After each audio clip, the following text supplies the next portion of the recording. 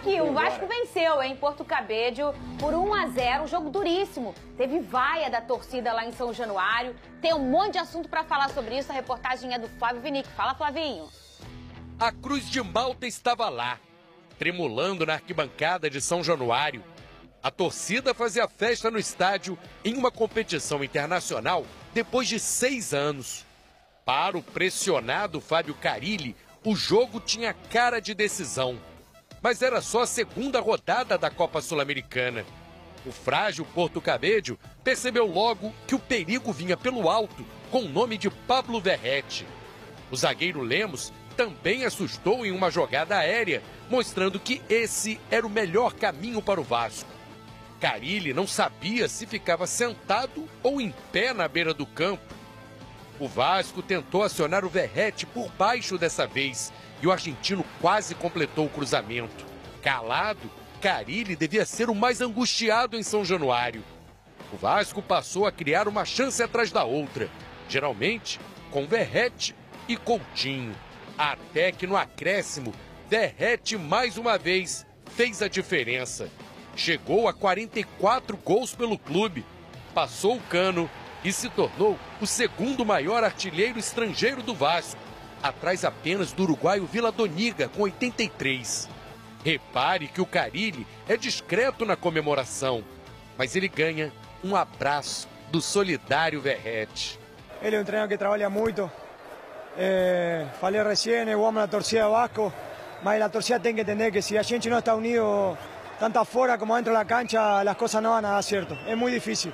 O começo do segundo tempo é marcado por um duelo à parte. Coutinho contra o goleiro do Porto Cabédio. O craque tenta em cobrança de falta. Para no Romero, mas dá sinais de evolução. Sim, tem me sentido cada vez melhor. O time tem se entrosado aos poucos. Hoje, como você falou, tive algumas chances. Infelizmente a bola não entrou. Saí um pouco frustrado por conta disso. O problema foi que na reta final, o Vasco parou de atacar. E ainda precisou que o Léo Jardim se virasse para evitar o empate do modesto time da Venezuela. O time não vai conseguir ter a bola, controlar o jogo todo e o goleiro, eu trabalho para isso, para poder ajudar o time quando o time precisa. Da beira do campo, Carilli voltou a ser atacado pela torcida, apesar do resultado positivo.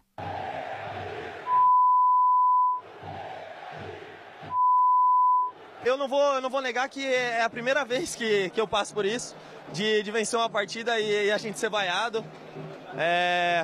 Realmente é algo que eu não consigo entender, mas como eu falei, a gente não controla o externo. O que a gente pode controlar é o que a gente faz, no nosso dia a dia. A gente sabe que aqui no Brasil é assim, o torcedor nos cobra, eles vêm ao estádio, mas eles também nos apoiam. Carilli até correu após o apito final para não ouvir as vaias e xingamentos dos torcedores. A vitória por 1-0 não impediu que a torcida pedisse em coro a demissão do treinador. O Vasco precisa muito do torcedor. O Vasco, né? Então eu vejo que quando me xingam ou xingam algum atleta, isso passa para o campo e a gente começa a acelerar e não está ajudando em nada. Que a noite seja lembrada pela festa da torcida vascaína em São Januário e o abraço que o ainda mais pressionado Fábio Carilli ganhou do artilheiro Verrete. Eu vou falar uma coisa pra vocês. Em competição como Libertadores ou Sul-Americana, tem que vencer. Ah, jogou mal, jogou bem, não deu show. Não tem isso, gente, não tem isso. A gente já encontra hoje uma tecnologia, comunicação e tudo.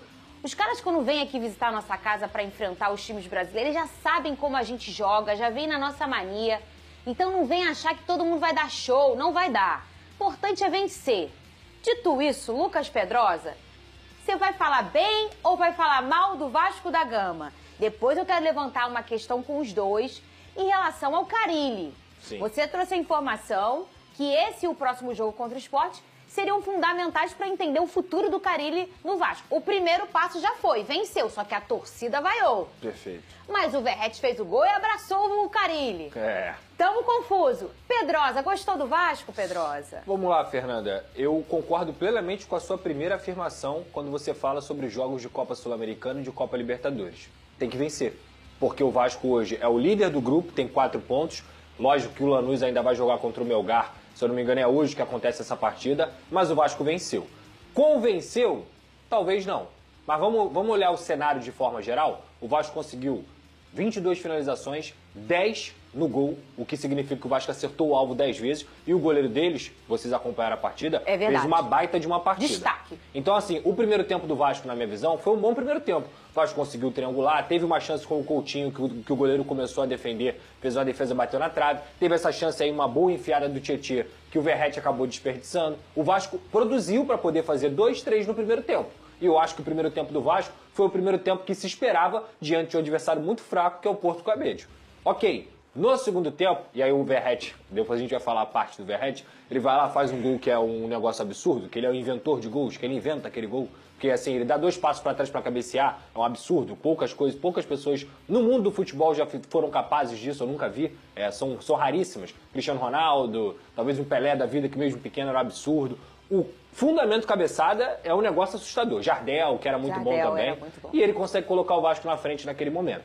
No segundo tempo, o Vasco se desestabilizou. E se desestabilizou porque perdeu o controle do jogo que teve no primeiro tempo. O Porto Cabedelo não fez nenhum tipo de finalização perigosa ao Vasco da Gama no primeiro tempo. O Léo Jardim praticamente não apareceu. E no segundo tempo, o Porto Cabedelo começou a dar umas chegadas, a bater um pouquinho mais, que fizeram o Vasco se desestabilizar dentro da partida. Então o Vasco começou a perder meio campo, o Tietê, que estava fazendo uma grande partida, cansou um pouquinho, que é natural porque ele está voltando de lesão. O Vasco começou a errar bastante, mesmo assim, mesmo errando no meio campo e mesmo perdendo o controle do jogo, olha quantas oportunidades que a gente está colocando aí na tela. O Coutinho perdeu 2 gols no segundo tempo, e obviamente tem a ver também com as defesas do goleiro, esse aí é um deles, mas ele também teve uma que ele dominou no peito e bateu. O que eu quero dizer com isso? O Vasco jogou bem, Fernanda? No primeiro tempo, sim. No segundo tempo, acho que foi uma equipe muito desorganizada, que baixou as suas linhas, que não conseguiu ser dominante contra o Porto Cabedelo em casa e que poderia ter saído com um empate. Ok, mas o Porto Cabedelo também não ameaçou. O Porto Cabedelo não finalizou a gol do Vasco de forma perigosa. O ponto pra mim é a postura que o Vasco teve no final do segundo tempo de retrair. De retrair por quê? Porque de novo, hein? De novo. Retrair porque perdeu o controle. E o que se torna? O jogo perigoso. O ponto é, o Vasco poderia ter saído de São Januário com 4-0. E com 4-0 no placar, será que alguém vaiaria? Será? Não sei, hein? Não sei. Você acha, ô Vene, que alguém vaiaria? Eu queria que você falasse o que aconteceu ontem. A gente mostrou no VT, no final do jogo era Carille do Caju, Carille não sei o quê, fora Carille. A torcida do Vasco deu a sua voz, onde tem que dar, que é aqui na sua casa, na sua arquibancada, deu a sua opinião. Sem agressão, sem brigaiada, sem nada. A torcida do Vasco falou assim pro presidente Pedrinho e pra todo mundo: nós não queremos o Carille. Esse é um ponto. O outro ponto foi gol do Vasco. Vamos analisar esse gol daqui a pouco. Sim. Aí este homem sai correndo pra abraçar quem, Vene Casagrande? O Carille. Ou seja, o Verratti é um cara líder. Ele mostra, ele acena assim: Vene Casagrande, nós, jogadores, estamos ao lado do Carille. E aí, Vene Casagrande, queria que você falasse também sobre a declaração do Carille, Vene. Vamos lá, Fernandinha. Obviamente que quando o Verratti ele toma essa decisão, ele mostra para o torcedor que o grupo está com o Carille. E não foi só nesse momento que a gente pôde perceber isso. Após o jogo, a gente pôde ver a entrevista do Léo Jardim dando apoio ao Carille, entrevista do próprio Verratti dando apoio ao Carille, entrevista também do Coutinho, ou seja, jogadores que são líderes atualmente do atual elenco vascaíno. Eu sempre defendo aqui que o torcedor, onde ele pode protestar? É no estádio. Eu sou contra protesto, porta de CT, a gente já debateu isso aqui em vários momentos. Então é no estádio, dentro do limite, obviamente, eles podem fazer o que eles bem entenderem. Se eu concordo ou não, eu não sou sommelier de torcedor, não vou ficar aqui criticando o torcedor. Agora, o meu ponto é o seguinte: na entrevista coletiva, eu acho que o Fábio Carille está indo num caminho totalmente errado. Você bater de frente com a torcida na minha opinião, é uma receita errada. O que ele fez, Benê? Ele criticou, ele falando que ele não concorda com as vaias, ou seja, ele está indo contra o torcedor. Eu, no lugar dele, eu teria tido uma postura diferente, de dizer que o torcedor ele tem o direito de vaiar, que é onde ele pode vaiar, que a arquibancada, o torcedor pode fazer isso, é o desejo do torcedor, é a vontade do torcedor, ele respeita e vai buscar melhorar a equipe para poder agradar o torcedor. Eu acho que só tem um treinador que a gente consegue perceber, que consegue falar a linguagem da torcida, que é o Renato Gaúcho, que na última entrevista coletiva ele criticou as vaias ao Martinelli e ninguém falou sobre isso, porque ele sabe falar a linguagem do torcedor e, sobretudo, ele está num lugar que ele é considerado extremamente ídolo. O Carille não. Ele já chegou com uma certa desconfiança do torcedor, não é a primeira vez que ele foi vaiado, então eu, no lugar dele, eu não teria tido a postura que ele teve. Sim. Agora, o torcedor ele tem total direito de vaiar. Se ele não gosta do treinador, ele tem esse direito. Venê, você concorda? Eu não concordo com a vaia ainda no primeiro tempo. Eu não teria tido essa postura se eu fosse um torcedor em São Januário. Mas, repito, não estou aqui para administrar ninguém, para ser sommelier de ninguém. O torcedor tem que fazer o que bem entender dentro do limite. Eu acho o seguinte, Benê, vocês sabem que eu sou muito contra a vaia durante o jogo. Mas como diz você sempre, eu não sou sommelier de torcida. Eu também não sou. Eu não acho inteligente estar com um jogador desempenhando e vaiar ele e o jogo está acontecendo. Isso atrapalha. Atrapalha. Mas a questão do Vasco, por ser o treinador, é um pouco diferente. Ficou sabido, todos os torcedores sabiam. Gente, essas duas são provas de fogo do treinador com a permanência dele. O torcedor que comprou o ingresso e tem o direito de dizer, ele contou para todo mundo o que eles acham. Não queremos esse treinador. O torcedor tem esse direito de dizer. E isso ficou muito nítido, todo mundo escutou. Inclusive o presidente, inclusive quem decide, todo mundo está sabendo o que a torcida quer. E aí, quem é que decide, como decide Lucas Pedrosa? O povo vai votar aqui também. Você concorda com as vaias da torcida do Vasco pro técnico Fábio Carille? Eu dei minha opinião, eu não gosto de vaia não, mas nesse caso eu achei justo, porque eles deram a opinião deles. Sim, o time está mal, 72%, não, o time está melhorando 27%. Lucas Pedrosa! E aí, meu amigo, o que faz? Olha que situação difícil. Fernanda, ninguém vaia se ter resposta dentro de campo. A vaia só acontece porque o campo não está respondendo. Então o torcedor ele tem todo o direito de se manifestar. Agora, se você for falar em termos práticos, e talvez seja isso que o Venê trouxe aqui, mas que o Carille tenha falado na coletiva, ajuda? Não ajuda. Não. É por isso que eu sou contra.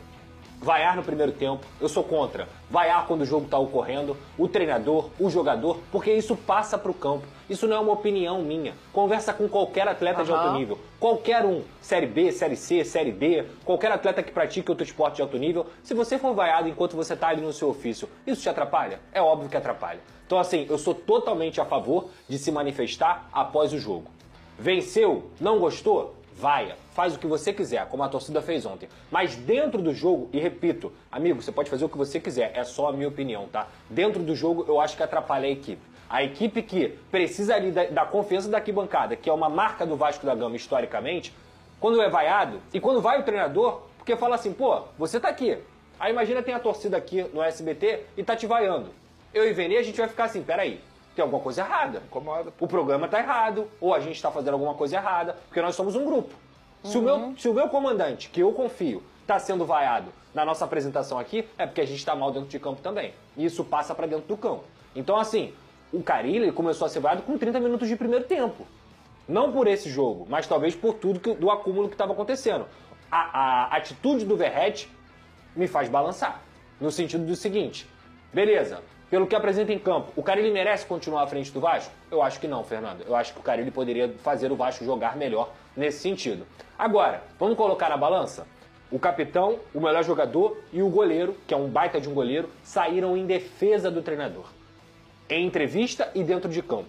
Esse momento agora é o momento que, claramente, se a torcida deu o recado para dentro de campo que eles querem que o Carille saia, os jogadores falaram assim, peraí gente, não é bem assim. A gente precisa do técnico, a gente confia no técnico. E qual é o recado da diretoria para o seu grupo de jogadores? Porque nós não entramos em campo. O torcedor não entra em campo. Quem entra em campo para resolver a situação são os atletas. Qual é o recado que a diretoria passa para esses atletas que saíram em defesa publicamente do técnico, se a diretoria chega hoje e fala assim, Carille, tchau? Olha só, posso dar mais uma opinião? Pode, eu acho que independentemente do que o torcedor deseja e pensa e como faz no estádio, eu acho que a diretoria ela tem que ter convicção no trabalho. Ela não pode tomar uma decisão porque o torcedor está simplesmente pedindo nas arquibancadas. Se o Pedrinho e o diretor Marcelo Santana entendem que o momento é melhor manter o Carille, no entendimento deles, eles têm que manter o Carille. Não é porque a torcida está pedindo. Então é muito fácil você ser gestor de um clube. O que a torcida pede você vai fazer? Não. Eles têm que analisar o dia a dia. E outro ponto também que eu quero trazer. Eu acho que está faltando um pouco de autoanálise ao Fábio Carille. Porque eu vi a entrevista dele de pré-jogo, ele falando sobre o empate lá fora de casa, quando o time fez 3-1 e levou o empate no finalzinho, ele ressaltando os 3 gols. Nós somos líderes nesse momento por conta dos 3 gols. Ou seja, então ele, na cabeça dele, ele acha que ele fez um bom trabalho fora de casa. E não fez. Embora não tenha sido um baita jogo do Vasco da Gama, mas eles abriram 3-1 e tomaram um gol no finalzinho de cabeça de um elenco que é extremamente baixo, como o Pedrosa trouxe aqui na véspera do jogo. Então falta também um pouquinho de autoanálise ao Fábio Carille, ou até mesmo humildade, de ele entender que, de fato, ele não está fazendo um grande trabalho. E é por isso que ele está sendo vaiado. Só que não é por conta das vaias que a diretoria tem que demitir o Carille. Exato. E só para finalizar, trazendo informação, a informação que eu tive hoje de manhã é que ele segue para o jogo contra o Sport no próximo sábado e vai ser um jogo decisivo também. Vai ser, Pedro? Vai ser um jogo decisivo. Essa era a expectativa antes, sem dúvida alguma. Vai ser um jogo decisivo. O ponto é, repito, eu faço essa reflexão com o torcedor. Se o grupo de jogadores está apoiando o técnico, por mais que a gente saiba que o Vasco não está jogando a bola que poderia jogar, cara, trocar de técnico não é algo simples. Não é. Não é algo simples. A metodologia de trabalho muda, a metodologia de preparação física muda. E, quem tá no mercado? O Dorival Júnior, desculpa, gente, vamos acordar pra vida? O Dorival Júnior acabou de sair da seleção brasileira. Assumir o Vasco é praticamente uma utopia. O Tite, acho muito difícil. O Renato Gaúcho já tinha negado. Então, assim, quem vai sobrando? Quem é que vai sobrando? É o Diniz? É um técnico estrangeiro? Vamos tirar o Carille. E vem quem? Vem quem? Tem que acordar um pouquinho. Gente, em cima da sua informação, só para finalizar o assunto Vasco, parece que o Carille tem prazo de validade. Porque todo jogo... Mas todo jogo... esse jogo aqui vai ser... É isso aí, Benê. Não é se ele vai ser demitido, ruim, é quando ele vai ser demitido. Isso é ruim demais. A pressão tá Mas muito aí é grande. o ponto que o Benê falou. Tem convicção no trabalho? Acredita? O grupo acredita? Porque assim, cobrar técnico, Fernanda, é muito fácil também, tá? Mas quem perde gol não é o Carille. E o Vasco perdeu gol pra caramba ontem. Não pode tirar a responsabilidade do grupo de jogadores. Porque, repito, se fosse 4-0 como deveria ter sido, quem ia estar vaiando o Carille?